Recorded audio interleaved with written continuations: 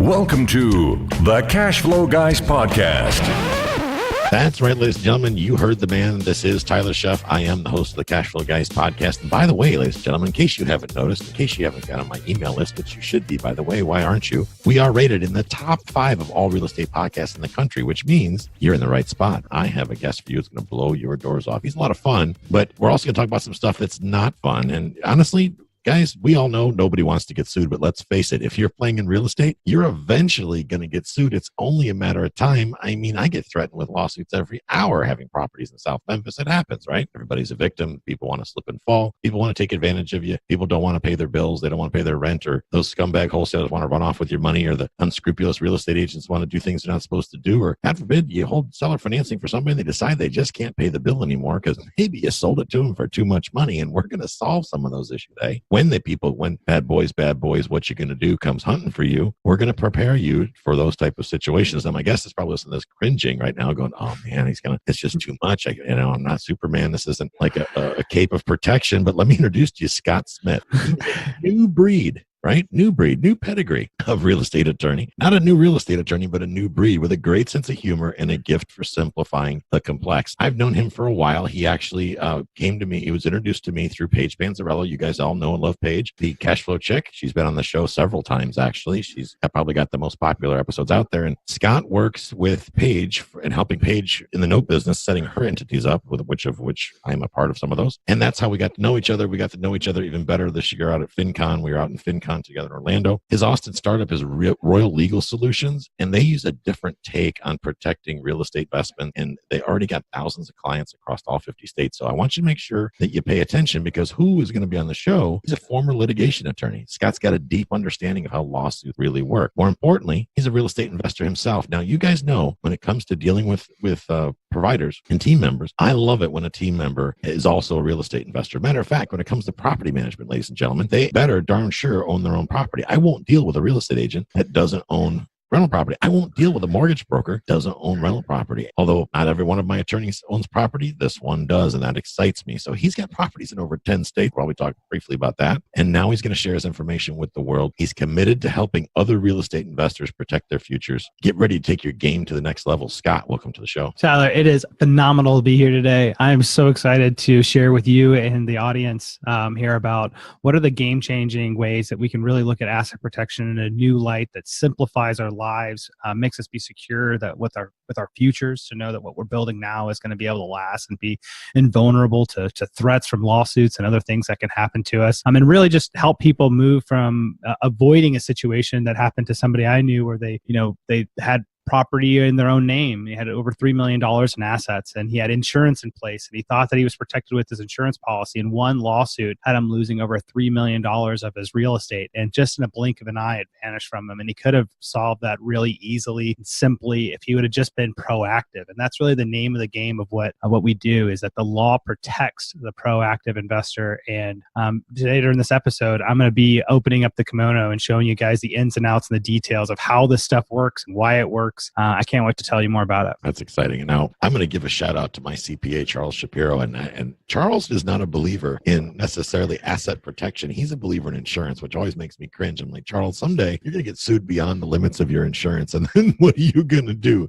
They're going to come clean you out in your little red car. I'm telling you. So I love the fact that we're going to talk about how to protect ourselves from getting beat up by the bad people. I think that kind of starts with making yourself somewhat invisible. Yeah. Yeah, absolutely. The number one thing that you have to do to stop lawsuits is to be able to hide the assets and hide your ownership of the company structure. If you don't look like you own things, all of a sudden you find that lawsuits just don't get filed, because lawsuits are a business with attorneys getting paid on commission for things that they win. And so if it looks like you're not a good target for it because all of your assets are hidden from the public record, making yourself legally invisible is the number one thing you need to do, because when you look like you don't own assets and they can't find them when they're looking to sue you, all of a sudden you find that lawsuits just don't get filed. I mean, think about it. You're only really going to sue people if you think that they have something that you can take from them, right? Yep. So what we do is we make it where you look now like you're somebody that doesn't own anything. You qualify for food stamps, and people that look like they qualify for food stamps, just don't get sued. I like that a lot. And you're absolutely right. I mean, having some of the properties I have are in some sketchy areas, let's say, and lesson learned. I won't do that again. But I've heard that. I mean, when we hear from back from the goodness, I know you're a rich man. I'm going to clean you out and take everything you got. It's like, really? How do you know I'm a rich guy? I'm just a poor guy in a broken down pickup truck. Exactly, right. And what we're really looking at is not necessarily just that tenant, right? We're looking at every single attorney that tenant or anybody else that you got into, like a car accident that would exceed the limits of liability in your car insurance policy. All of those people are all going to go to an attorney. And the first thing those attorneys are going to do is start running public record searches, right? Through DataTree and some of these private investigator softwares that we used to help expose our own clients' vulnerabilities to make sure they're fully protected. And what they find when they do that is all of a sudden you don't come up owning anything, right? So the attorney's best information before that attorney decides to take a case on contingency means that they're risking everything to get paid a commission, right, is to find out that what you have. And so if you really can make it where it looks like a really bad business decision for the attorneys, then all of a sudden you find the lawsuits don't happen, because the attorneys are the ones that you really have to think about in these scenarios, because they're the ones that are really making the lawsuits happen, right? Exactly. And so you go through that process. I like that data tree, man. I'm telling you, that's kind of a cool little ninja secret there. I dig that. Yeah, that's the data tree is a super ninja secret, especially for real estate investors trying to find out who actually, how do you contact property owners if you want to buy their piece of property too. I use that a lot for my investing side. I'll be looking into that after they can't find anything from an attorney's perspective, especially working on a contingency, unless you've got, like, just to kind of, to paraphrase what you're saying, if I don't look like a big target, if I'm not an easy target, if I don't have anything, if I look like a pauper, then they're not going to waste their time taking the case, or they're going to reply and say, give me 10 grand retainer and then I'll go sue this guy. Exactly right. And so what you find in those scenarios is that in most cases, what they do is they look to try to see who's an easier target. You yourself don't have to become totally invincible from every possible threat. All you have to do essentially is make it look like you're just a little bit harder to eat than the next guy. Because these guys don't just have one case, they get hundreds of cases, right? So if you just look really difficult and we put legal structures in place which does make it really difficult, that dissuades them every step of the way. It makes it more difficult to come after you. It makes it much more expensive, much more time consuming. Make sure that they only get paid out after a very long period of time, that they'd have to fight you for years. All of these things make them go like, nope, I'm not going to go after that guy. I'm going after this other person who has all the properties and all of their money in their personal name. They just have an insurance policy in place. I think I can file a claim that's related to fraud so we can get around that insurance policy, put a lot of leverage over them and threaten them so that way they have to come to the table with a big settlement, because if they don't, then we're going to take them for everything they own. And I think that's what a lot of CPAs and other people don't really understand, is that it's not asset protection or insurance. You really need both. They actually protect you from different kinds of risk. And one thing the clients always ask me, I say, well, my CPA says this or that or whatever. And it's like, that's great. When you have a lawsuit against you, who are you going to come to help you? Exactly. Is that going to be your CPA that's going to come defend you in court? Because it does happen, right? Just because you have insurance doesn't mean you don't end up being an ancillary lawsuit. I don't really understand what CPAs and other people are saying when they say that. I know that when I have a really big bill, like, a payout to a plaintiff, or that's tax deductible. So my CPA would come in for that part anyway and say, hey, is that a tax write-off? I just had to give this guy $3 million I don't have. Is that a tax? Yeah, yeah, perfect. Thank you for helping me get that huge tax write-off. Right. Can we appreciate that somehow?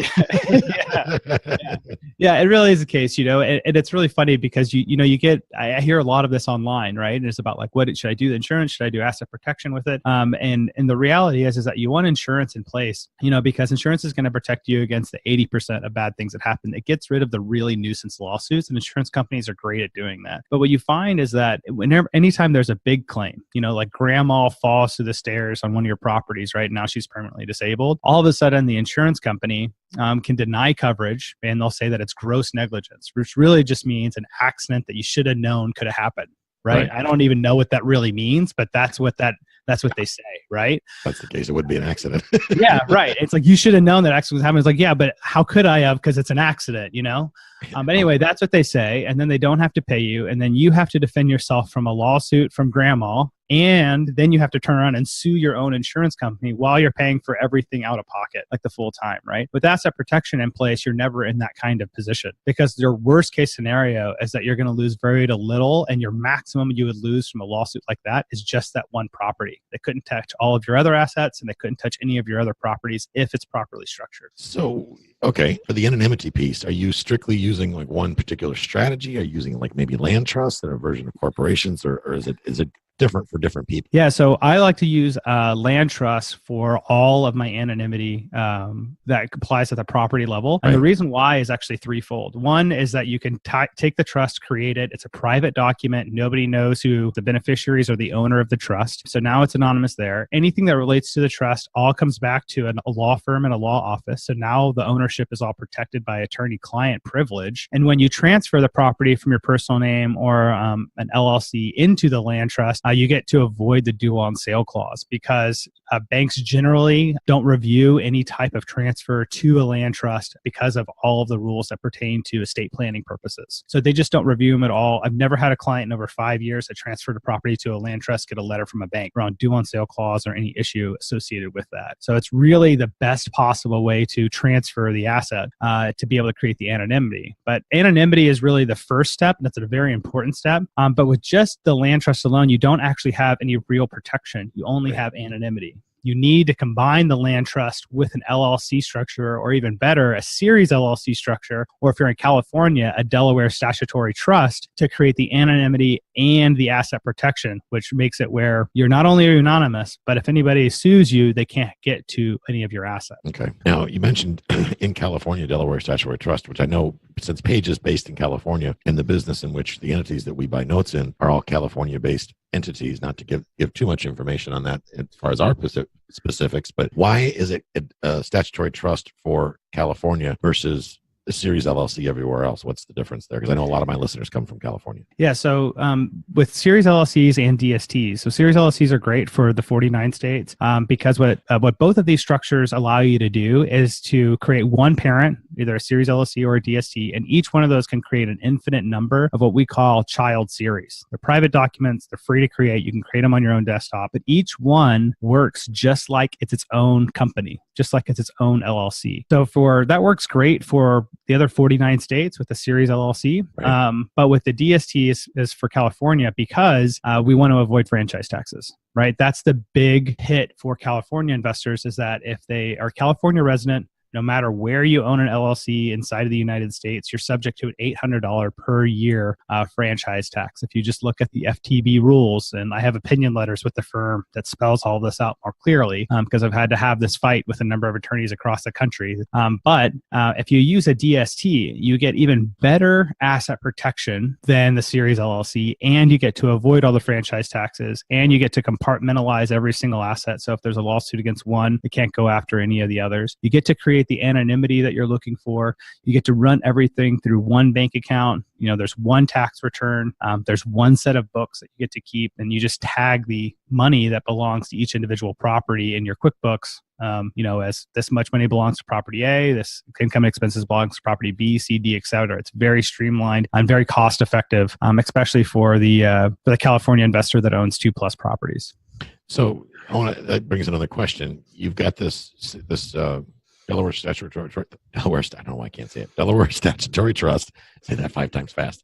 Yeah. But you have that, and like you said, you run one bank account and you tag the expenses. So let's say I've got apartment A and apartment B, 2 different properties, 2 different states, but I'm commingling. I'm putting the funds in the same account, and I'm tagging the funds, as you said, individually. Now I get sued. Apartment B, I get sued, and they come after me. They can't leverage that bank account with this structure? Yeah. So what happens is when you're talking about legal commingling, which is I think what we're hinting at here, right, is what we're really talking about is can we know which money belongs to which entity? Right. And that's what the court's really trying to say. If you can't tell us that or show us that you have documentation to prove it, then we're going to say those are legal commingled. You're really treating it as one entity. Right. However, bank accounts are some evidence, but the best evidence that we can find is actually what the accounting records themselves are. That's going to show every dollar in and how you attributed it to each entity. So think of this in a different context, and it becomes a lot easier, I think, to grab a hold of the power of this. If I try to sue a property manager that has, say, 50 properties and 50 clients underneath them, right? When I sue them and I say, well, actually, I want to take all that money in your bank account. Well, they have one account, right? But it's actually not any of their money.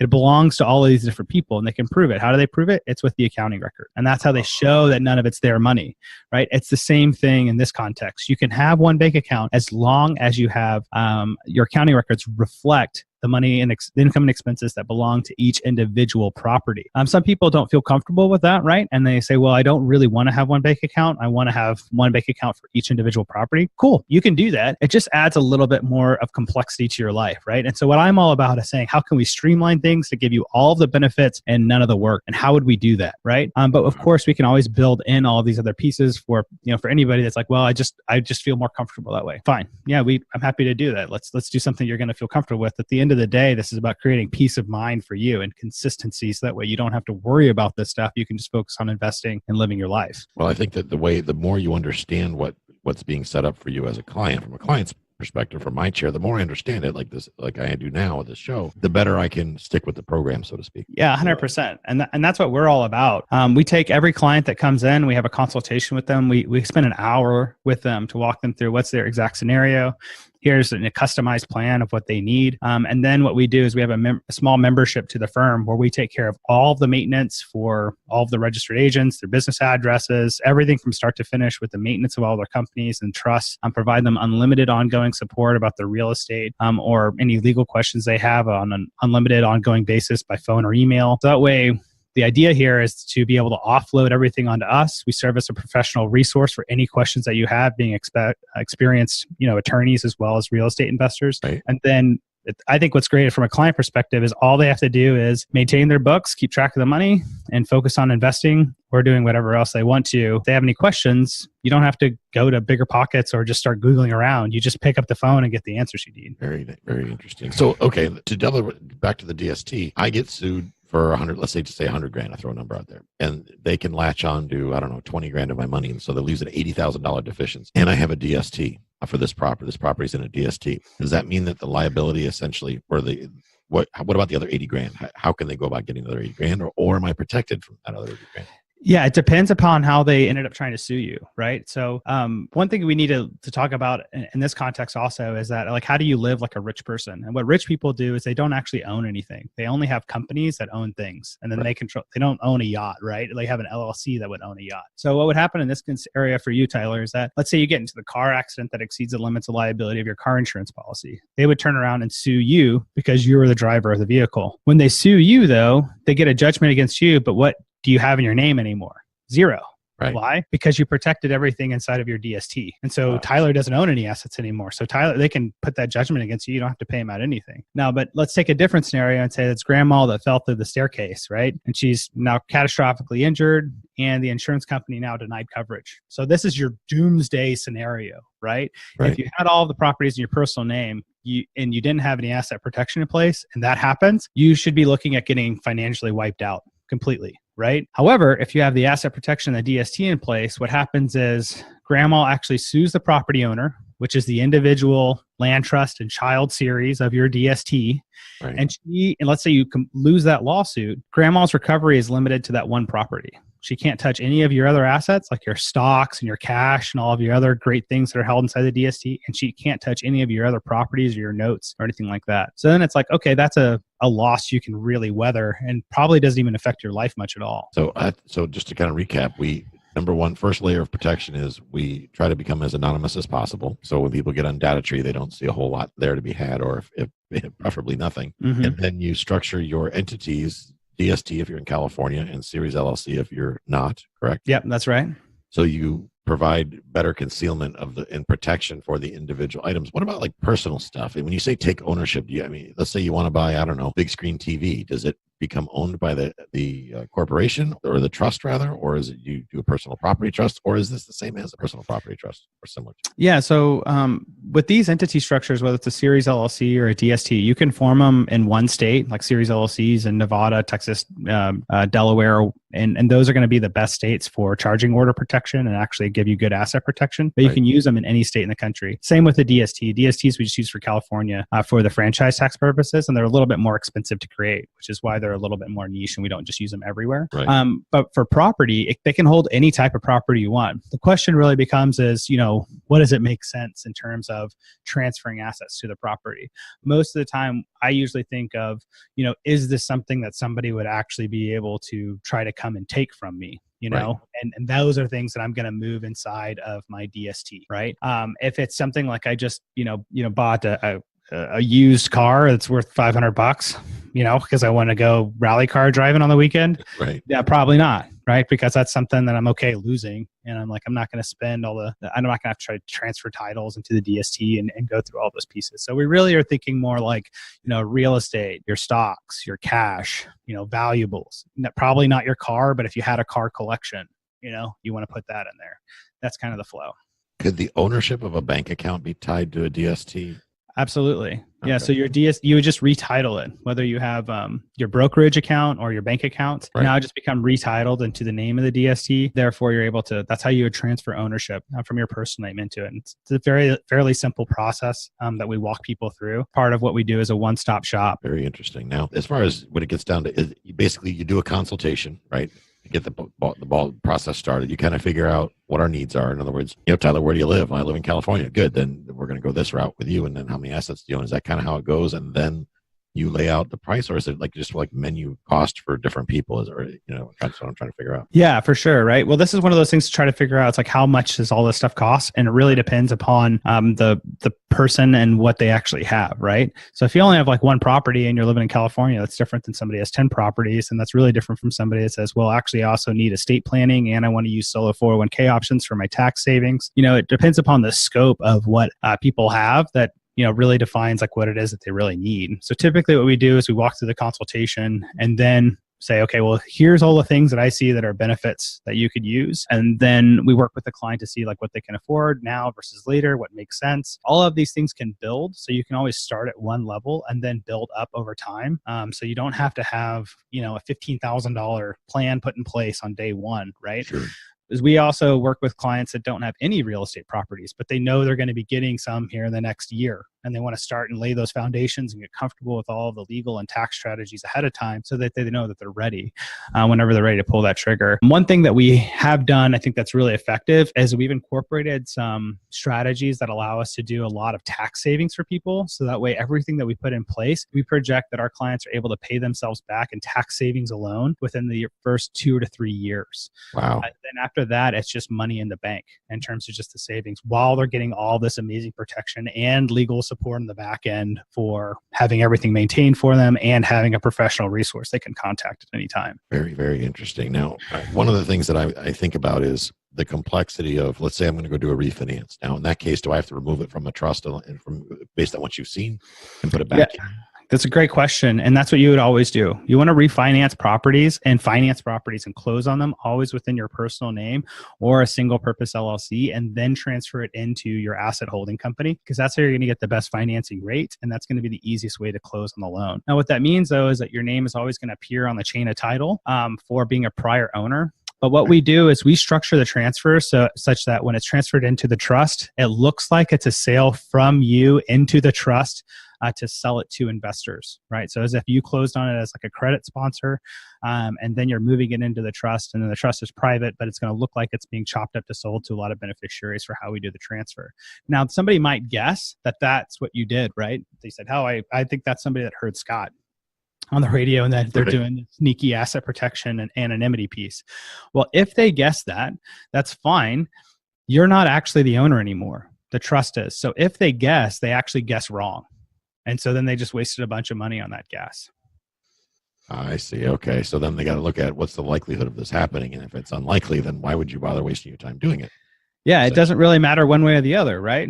It's like either it's not, this did happen the way it looks like it's presented on paper, or it didn't, but the result is the same, which is I got nothing. That's cool. I'd kind of dig that. Yeah. Cause everything you're doing, you're just making it more difficult. And like you said, the guy's not going to, attorney or guy or girl's not going to chase this thing if there's not a payday at the back end of it. That would be stupid. Otherwise, they're going to need that $10,000 retainer to make it worthwhile. Exactly, right? And then you put the plaintiff in a really bad position of having to come up with $10,000 to run their own gamble. And remember, it's not just ever $10,000 with an attorney's, right? It's usually $10,000 to start, and it's unlimited how much it could be. Exactly. So most people are like, I don't want to get into that game where I just start shelling out bucks with no end. That's not the typical client you run into. So you just have to really fight off these attorneys, these sharky attorneys that are out there that you see on TV and radio and whatnot that are just hungry for lawsuits. And one thing a lot of people don't know too is that during economic downtimes, lawsuits actually spike because people have less economic opportunity, right? They're struggling, right? So what do? They find ways to take money from other people. And so in every time period that we ever have economic downturn, litigation skyrockets. Also, attorneys aren't making as much money doing all the other things that they used to do while the attorney was strong. So what do? They turn to litigation to be able to take it from other people. So if you think that there's an economic downturn that's coming around the corner, like a lot of people do, having the structures set up now are going to be things that are going to protect you at that point when things could start looking really bad. And what makes me kind of cringe, Scott, and I'm sure it does you too, or maybe it makes you salivate because they're creating need in the market. But a lot of syndicators out there, and especially in the apartment space, you always see their picture like, hey, we just took down Scott Smith Acres over here in San Antonio, 264 doors, yay! And they got their picture in front of it. It's like, dude, talk about becoming a target. It's like, congrats that you took down the building, but maybe you shouldn't get so exacting with your things. And what's interesting about this is that people ask me constantly, and I keep it a mystery on purpose. Tyler, how many doors do you have? Nobody will ever know except for my legal team. That's it. And my wife. That's about it. Everybody wants to know what you got. Scott, how many cars do you have? And how many Harleys and how many investment properties do you have? And what's their addresses? I mean, I've had people actually ask me all this stuff, insisting on it to see if I'm qualified to be somebody that teaches other people real estate, right? It's like, I get why they're asking it, but guys, there's no way in hell you're ever going to get that information out of me. It's not going to happen. I'm not going to make it easier for you. Yeah. Honestly, like that type of information, what you really should be looking for in professionals that you work with are, people that have an experience working with others, that have a community around them that proves a track record of the success of the other people that they help, right? So I think that's what people would be much more targeted to say, like, should Tyler be teaching me about real estate investing? Should really look and say, well, how many people does Tyler help? And how many people can I find that really rave about him and how they've helped him, much more than whether Tyler's a good investor, because whether Tyler's a good investor doesn't really mean that he can teach others how to do it, right? Exactly. So really I need to find like who are his students. And that I think the same thing also applies when I hire professionals that help me on a daily basis with CPAs and attorneys on deals that I get involved with, because I don't do my own legal work for a lot of the deals that I do. I just don't have the time because I'm so focused on helping my clients. And I look for people that are in the same business I'm in. And if you're in the same business I am and you're a professional in it, then it's kind of like being exactly what you described with being a property manager who's also a real estate investor. They know the ins and outs, the nitty-gritty details, and how the things actually work in practice, not just in theory. And I think people should look for that in professionals as well as when they're trying to vet you, Tyler, on what do you do. Exactly. So getting back to the getting started part, they come to you, they get the interview, you sit down, you figure out what's next. What's the turnaround time from there? Is this like and I get that it depends, right? If they've got 7,000 doors in 15 states, it's going to be one situation versus other. But theoretically, from the time somebody says, okay, I'm in, to the point to where you can say, okay, now you can sleep at night, what does that generally look like? Is that a couple months or is that a few years or what's that look like? Usually about 4 to 6 weeks. Okay. That's what it takes. We can turn somebody around and says that's totally wide open, has all the assets in their own name, nothing in place. They don't have an estate plan. They don't have asset protection put in place. And within 6 weeks, we can take them, fully form an estate plan, have that estate plan perfectly integrated with their asset holding company. So that way all of the assets are protected during their life, and it's protected when it passes to their heirs by a living trust structure, and it avoids the probate process, transfer all the properties in. And at that point, we typically take over and handling all of the maintenance. So in 6 weeks, you can really offload this to somebody else, have it all done, and not have to ever worry about it again with your estate plan and the asset protection. That's pretty awesome. And what I like about your approach and what you do is that I'm a big believer, and I tell my students this, guys, a prescription without a diagnosis is malpractice. Fact. You don't see a doctor going, oh, you're not feeling well? Well, then you need 1, 2, 3 anywhere pill because that'll take care of it. I mean, that's because that's what we're getting a kickback on this month. And there's a lot of attorneys out there that'll be like, oh, well, you definitely need 624 LLCs and 5 trusts and this and that. And oh, you don't own any property? Well, you still need all this for when you have property. You'll be all set. And I sit there and cringe going, I kid you not, Scott. I've talked to a guy recently that has spent over $10,000 in LLC creation, and the dude does not even own his first property. He doesn't own a business. He's just a guy that has a W-2 job making like 75 grand a year, beginning real estate investor. Yeah. Yeah. And that's a shame, and I think that's really what he's got. He's partnered with a lot of people that aren't really out to serve, his interest, right. And really they're out to just kind of create stuff and let him go. And that was one thing that was really important to me as starting a company that really is empowering investors to be able to do more and to become better investors, not just establish another company that just creates companies. It's like, that doesn't excite me at all. What really excites me is being able to create an opportunity for people to be able to leverage their time so they can be even more effective at what they do. And then I can actually make a really big impact for what we do. So it's a shame when that happens, and I think a lot of times what it comes down to is people need, better guidance on when does it make sense and how much should I spend on asset protection and putting these things in place. And typically what I say is if it's under $1 million, you should only spend about 3%. It's a 3% rule if you're under $1 million on how much you should be looking to spend for your total net assets. So that's if you sold all your properties and you just had a bunch of cash, how much would that be? Take 3% of that and say, that should be my budget to spend one time as a one-time cost, and that'll last me for the rest of my life. Once you get over $1 million, I'm typically looking at it saying you're about at a 1%er, Okay. You should probably look to spend about 1%. So once you start looking like you're over $1 million, 1.5 million, that's when you should start thinking about, covering that last 5% of risk. So if you said, a series LLC or a DST with all the anonymity in place gets me 95, percent protected, right? And I'm covering 9% there, then it's actually worth another big chunk of money because I have so much money. It's probably worth an extra $20,000, $30,000 to establish an offshore trust. Right. To say that's my real ultimate doomsday button, go at it. Why? Because it's worth a one-time cost of, $20,000 to $30,000 to protect 1.5 million, right? Always. Yeah, that's a drop in the bucket when you're talking about that kind of change. Now, if you're the guy that's got 10 grand worth of investments, that's a whole different story. No, yeah, if it's 10 grand worth of investments, you probably shouldn't do any protection at all. Maybe a land trust, right? Stick with your $500 option. Right. That's where we look at those rules, 3% for under $1 million, look at 1% once you get over $1 million. So my takeaway from that is, guys, there's no boilerplate. And anytime that I hear people going with a boilerplate, I immediately say, well, I would go ahead and get a second opinion, just like going to a doctor. I have them take another peek, talk to somebody who actually asks questions, just like I teach my listeners, Scott, about CPAs. If you're going to a CPA and they're doing all the talking and they're not asking questions, then you got a problem. You need to find a different CPA. Same thing with legal, in my opinion. Yeah. The attorney should be asking questions to garner a good understanding of what's going on with my setup, what I have, what I plan to have, where I'm going, and then you can build a plan. That's where the prescription with the diagnosis comes in.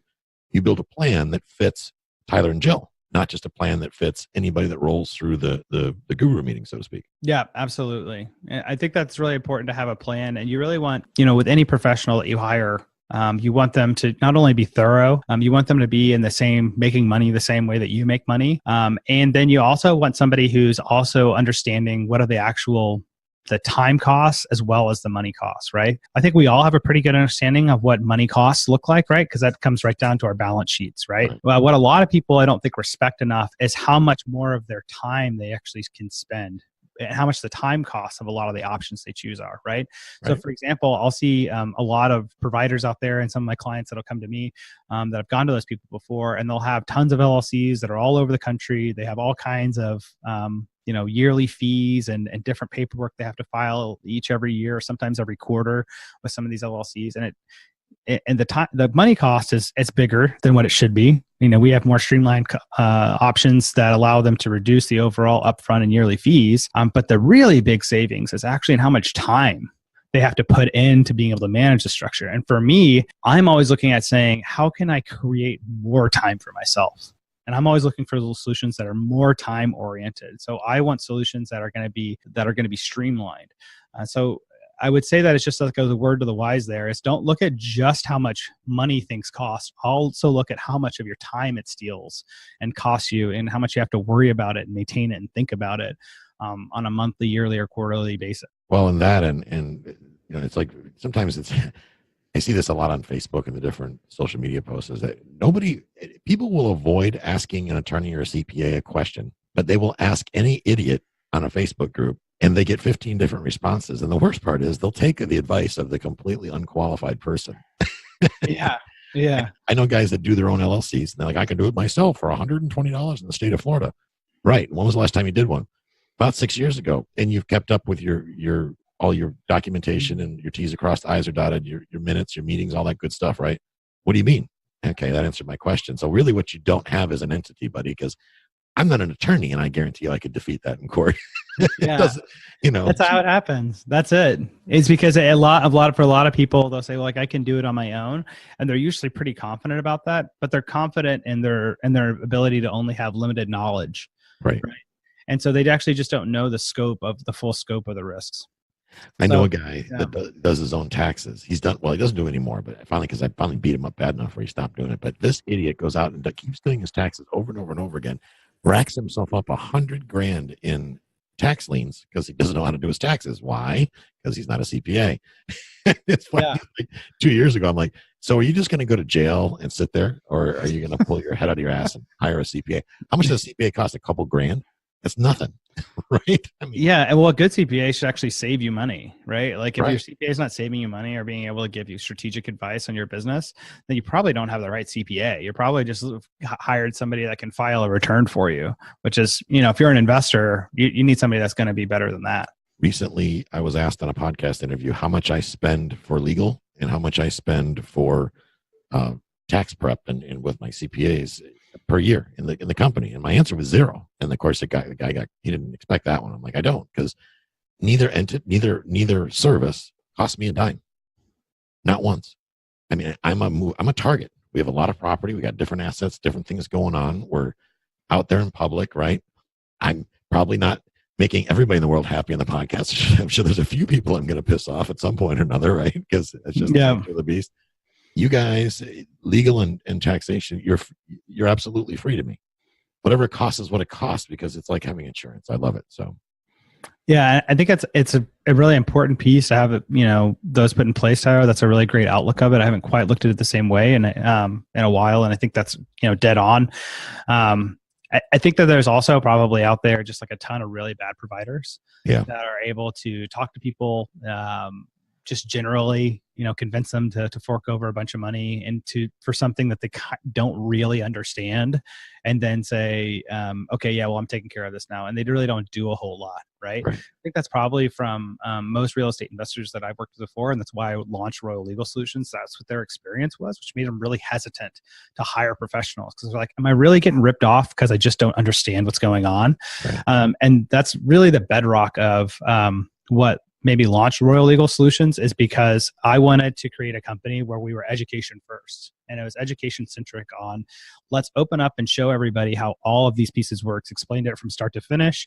And I got to tell you, I got railed by other attorneys and my own customers for doing it, because they said, Scott, you give away too much information. You're showing everybody every step of exactly everything you do, and everybody's just going to rip you off because this thing is 10 times better than what anybody can find. And it's so niche and it's so powerful. Real estate investors, once people find out about this, everybody's going to adopt it. And now you have lost all of your marketing edge and like that, right? Exactly. And I said, well, that's fine. I'm actually really okay with that, because if I have done that and everybody did that, that means everybody is doing so much better. And I'm okay with like creating amazing ideas that change the world, because that's actually, to me, a bigger gift than making money, right? Into it. So I've always had that as a bedrock for what's important to me. And we really work really hard to make sure that everybody understands all of the complexity in a way that they can, right? Everybody's a little different, right? Some people need things a little bit more simple.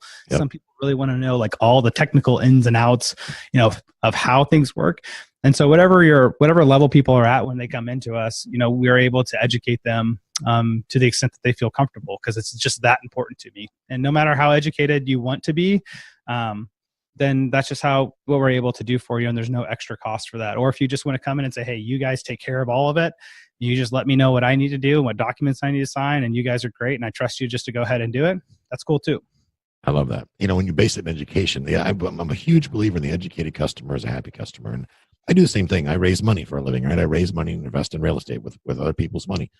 And when I'm around other people that do what I do, I was recently on a call where they were basically going over the breakdown of a deal, and they were looking for people to raise capital. And what I found is that when I told them what I go through with each one of my investors, what I fully understand why they're investing, why they chose real estate and versus something else. I understand their tax situation, where they are. I know if they have what type of legal team they have in place, what type of tax team they have in place. I know all these things about all of my clients, because then I can take and provide them a service that matches exactly what they need, and they understand it, which means I don't have to go into deep explanation, because I first take the time to educate them.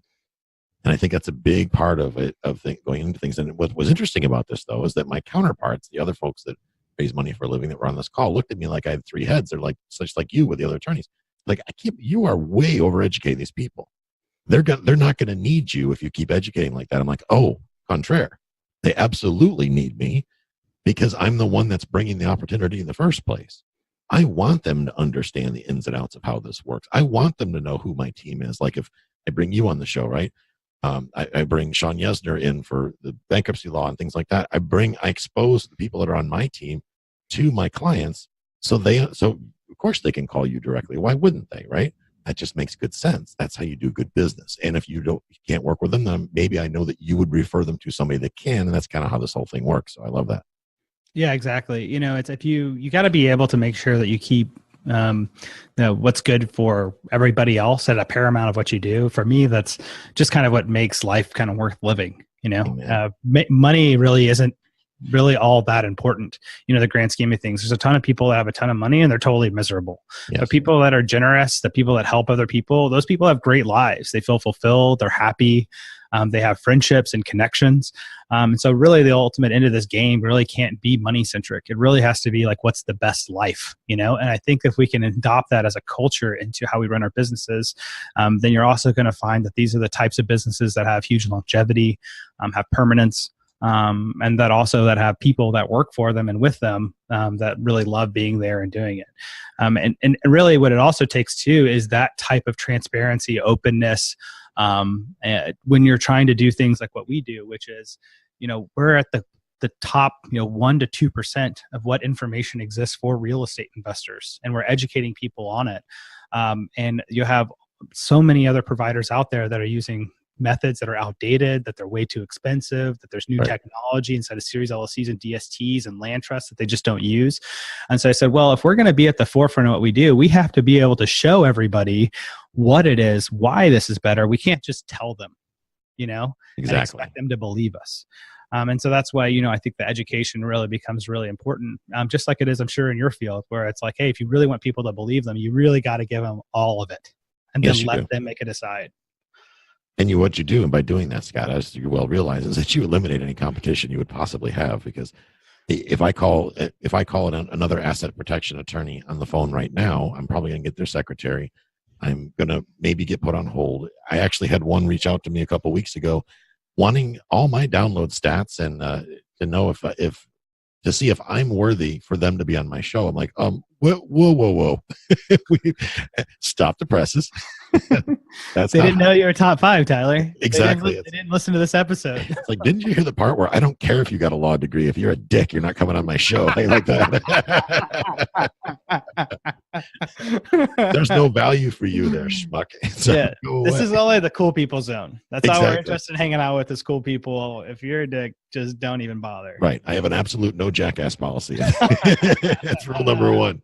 Yeah, seriously. Yeah. I mean, who just has time anymore? If you're a builder out there and you're really doing great things and stuff, you just don't have time for people that are toxic. No.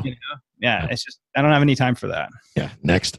Yeah. For sure. Next. I'll go help somebody else because there's a ton of people out there that need it. So There we go.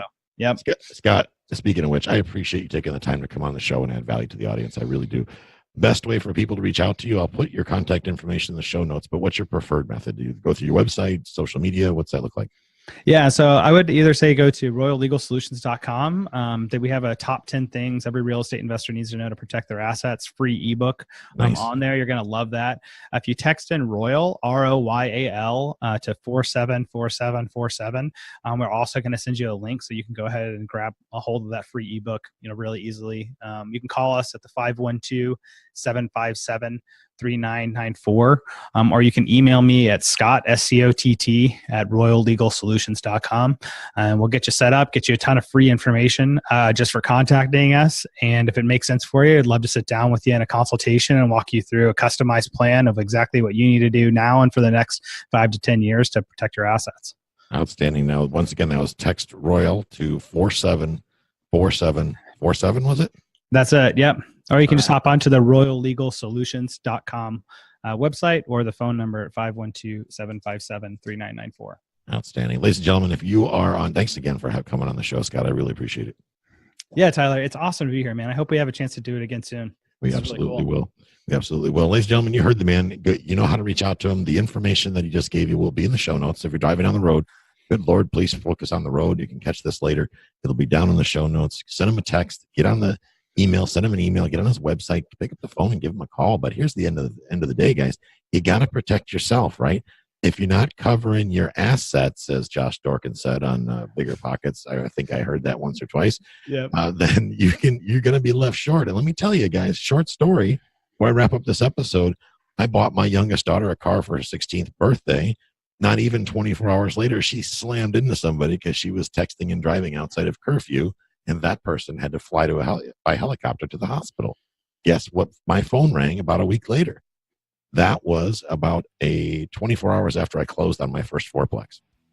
I did not have asset protection at that time, and boy, did that change my whole game. So, again, thank you, Scott, I appreciate it. Absolutely, Tyler. Love to be here. Thank you.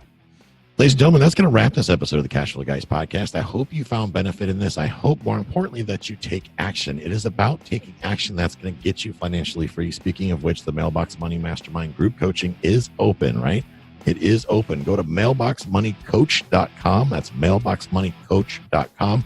Jill and I, my lovely wife, are going to coach you through the process, getting your money right. First of all, getting your mindset right, teaching you the networking, the marketing, how to structure deals, how to negotiate. We were doing one of the inner circle calls last night with folks going through some advanced negotiating skills to help people get properties under contract, number one, but more importantly, to the closing table so that mailbox money can show up in your mailbox every month. Thanks a lot for coming out, guys. We appreciate it. We'll catch up with you next week. This concludes today's episode. You don't have to wait till the next episode to learn to earn. Head over to cashflowguys.com and contact Tyler and his team for more powerful tips and ideas so you can start generating multiple streams of income and escape the rat race.